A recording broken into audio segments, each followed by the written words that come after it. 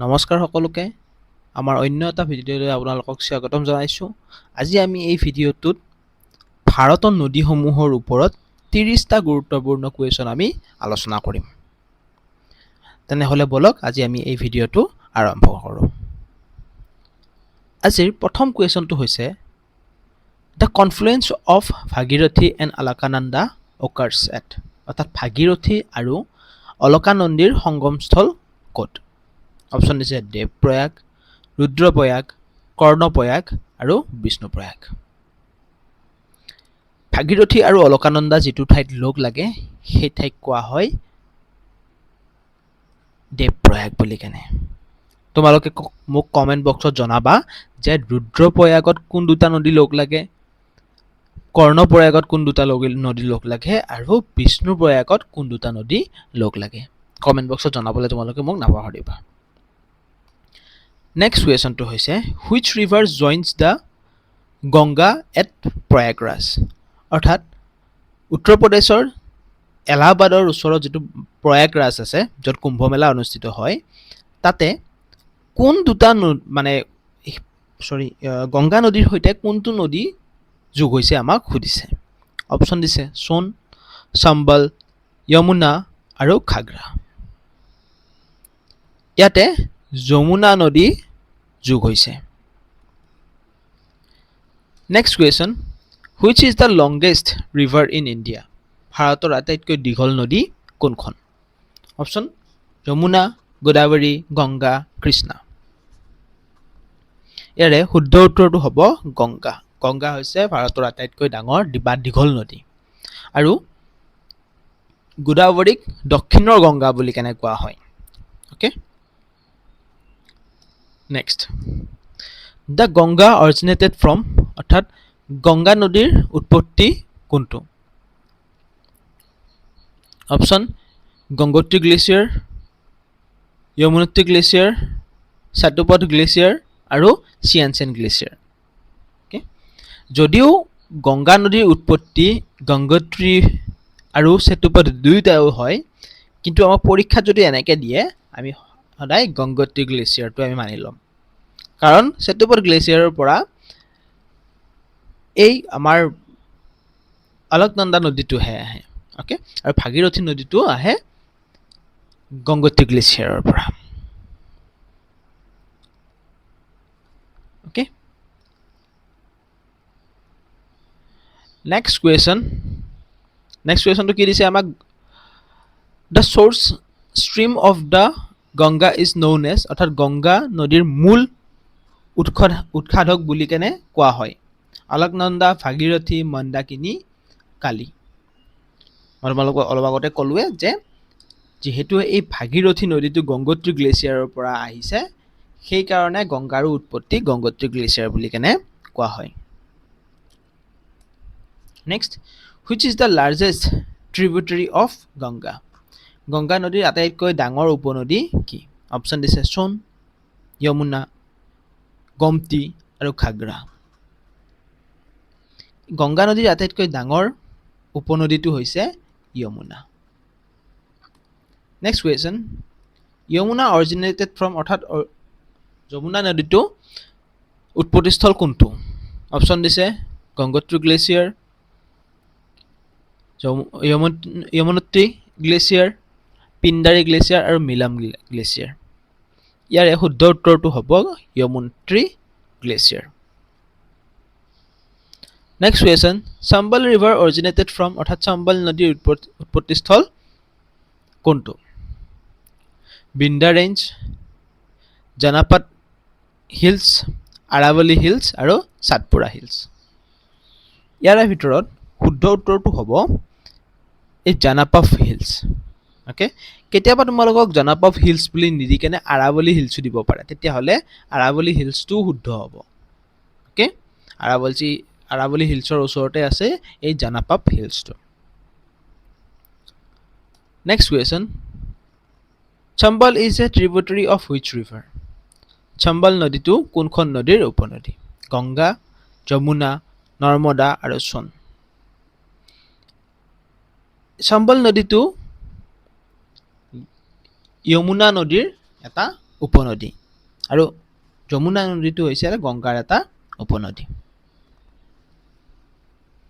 Next question which river is known as Dakshin Ganga দক্ষিণ গংগা বুলি কেনে কোনখন নদীক কোৱা হয় অপশ্যন কৃষ্ণ কাবেৰী গোদাবৰী মহানদী ইয়াৰে ভিতৰত শুদ্ধ উত্তৰটো হ'ব অৰ্থাৎ দক্ষিণ গংগা বুলি কেনে আমি গোদাবৰীক জানো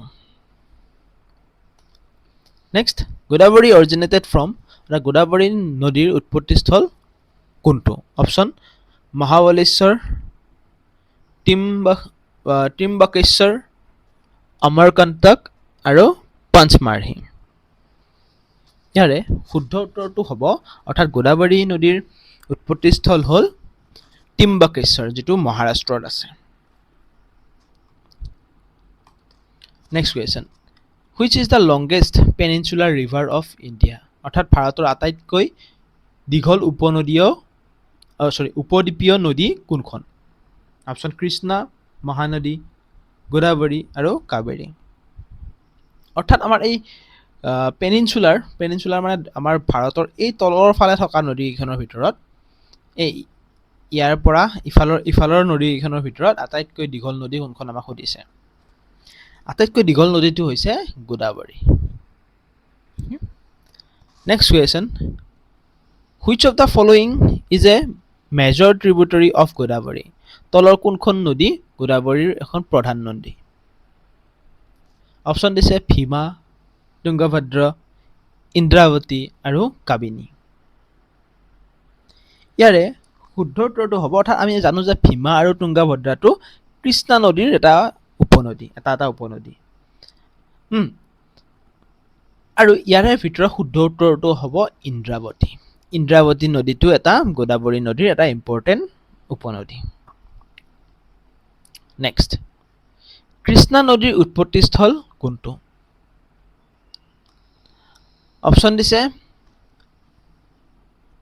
ত্ৰিম্বকেশ্বৰ মহাবলেশ্বৰ অমৰকন্তক আৰু তালাকাবেৰী ইয়াৰে শুদ্ধ উত্তৰটো হ'ব মহাৰাষ্ট্ৰৰ মহাবলেশ্বৰৰ পৰা কৃষ্ণা নদীৰ উৎপত্তি হৈছে next which is the largest tributary of Krishna river Krishna নদীৰ আটাইতকৈ ডাঙৰ উপনদী কোনখন অপশ্যন দিছে ভীমা কাবিনী অমৰাৱতী আৰু পালাৰ কৃষ্ণা নদীৰ আটাইতকৈ ডাঙৰ উপনদীটো হৈছে ভীমা কাৰণ আমি জানো যে কৃষ্ণা নদীৰ লগত ভীমা নদী আৰু মানে ডাঙৰ নদীৰ ভিতৰত ভীমা নদী আৰু তুংগভদ্ৰা নদীটো লগ লাগে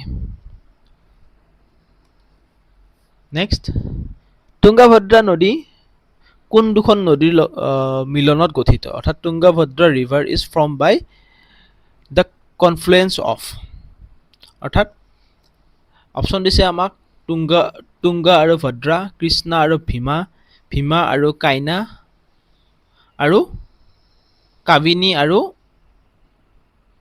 হেমাৱতী ইয়াৰে ভিতৰত শুদ্ধ উত্তৰটো হ'ব তুংগা আৰু ভদ্ৰা এই দুটা নদী লগ হৈ কেনে তুংগভদ্ৰা নদীৰ সৃষ্টি হৈছে next question Kaveri originated from অৰ্থাৎ কাবেৰী নদীৰ উৎপত্তিস্থল কোনটো অপশ্যন দিছে আকস্যামালয় তালাকাবেৰী নীলগিৰি আৰু মহাবলেশ্বৰ এতিয়া এই কাবেৰী নদীৰ উৎপত্তিস্থল হৈছে তালাকাবেৰী তালাকাবেৰীৰ পৰা কাবেৰী নদীৰ উৎপত্তি হয় কোনখন ৰাজ্যৰ পৰা এই কাবেৰী নদীটো উৎপত্তি হৈছে তোমালোকে মোক কমেন্ট বক্সত জনাবাচোন কাবেৰী নদীটো কোনখন ৰাজ্যৰ পৰা উৎপত্তি হৈছে তোমালোকে মোক কমেন্ট বক্সত জনাবা next question which state is known as the gift of Kaveri কাবেৰীৰ উপহাৰ বুলি কেনে কোনখন ৰাজ্যক কোৱা হয় কাবেৰীৰ উপহাৰ বুলি কেনে অপশ্যন কেৰেলা তামিলনাডু কৰ্ণাটক আৰু অন্ধ্ৰপ্ৰদেশ কাবেৰীৰ উপহাৰ বুলি কেনে কোৱা হয় তামিলনাডু ৰাজ্যখনক কাবেৰীৰ উপহাৰ বুলি কেনে কোৱা হয় next question, which is the largest tributary of Kaveri? Kaveri নদীৰ আটাইতকৈ ডাঙৰ উপনদী কোনটো? অপশ্যন অমৰাৱতী, ভাৱানী, হেমাৱতী আৰু কাবিনী। কাবেৰী নদীৰ আটাইতকৈ ডাঙৰ উপনদী হৈছে কাবিনী। এই কাবিনী নদীটো হৈছে কাবেৰী নদীৰ আটাইতকৈ ডাঙৰ উপনদী।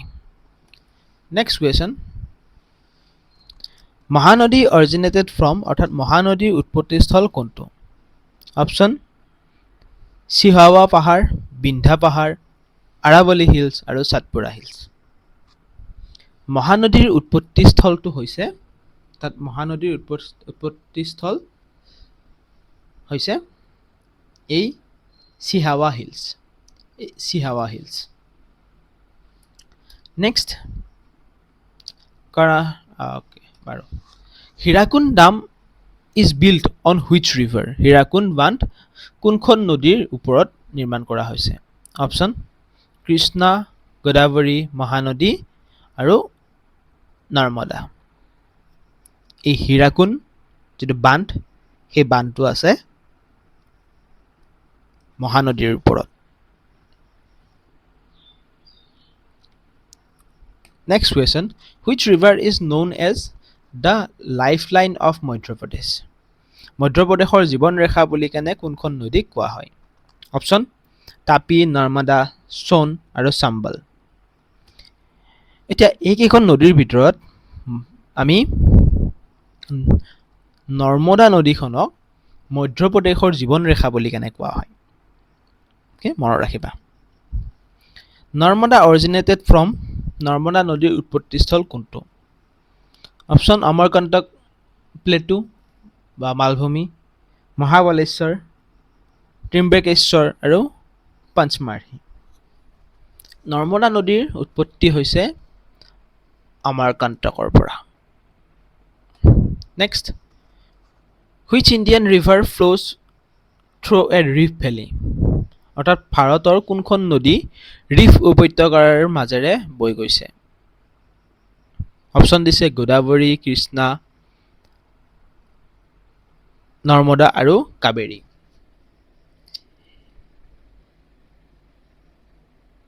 ইয়াৰে শুদ্ধ উত্তৰটো হ'ব নৰ্মদা। এই যে আমাৰ বিন্ধ্যা পাহাৰখন যে আছে আৰু যে সাতপুৰা পাহাৰখন যে আছে, এই দুখনৰ মাজৰ ঠাইখিনিক, এই দুখনৰ মাজৰ যিখিনি ঠাই, সেইখিনিক কোৱা হয় ৰিফ্ট উপত্যকাৰ বুলি কেনে বা ৰিফ ভেলী বুলি কেনে। অ'কে, সেইটো মনত ৰাখিবা তোমালোকে। নেক্সট কুৱেশ্যন হৈছে, তাপি ৰিভাৰ অৰিজিনেটেড ফ্ৰম, অৰ্থাৎ তাপি নদীৰ উৎপত্তিস্থল কোনটো? অপশ্যন দিছে পাঞ্চমাৰ্হী, মুলটাই হিলছ, অমৰকণ্টক, চিহাৱা হিলছ। তাপি নদীটো উৎপত্তি হৈছে এই মুলটাই পাহাৰৰ পৰা। অ'কে, সাতপুৰা পাহাৰখনৰ ওচৰৰে এইখন এখন পাহাৰ হয়। Next question, which river flows almost parallel to the Narmada? কোনখন নদী নৰ্মদাৰ সমান্তৰালভাৱে বৈ যায়? অপশ্যন দিছে সোণ, মহানদী, তাপ্তি, কৃষ্ণা। নৰ্মদা নদীটো এনেকৈ বৈ যায় আৰু এনেকৈ আৰু এটা নদী বৈ যায়। ইয়াতে থাকিল বিন্ধ্যা পাহাৰখন, ইয়াতে থাকিল সাতপুৰা পাহাৰখন। অ'কে, আৰু এই নদীটো হৈছে তাপি নদীটো। শুদ্ধ উত্তৰটো হ'ব Tapi. Next question, Jog waterfall is form by which river? যিটো জগ ৱাটাৰফল আছে কৰ্ণাটকৰ, সেই ৱাটাৰফলটো কোনখন নদীত আছে আমাক সুধিছে।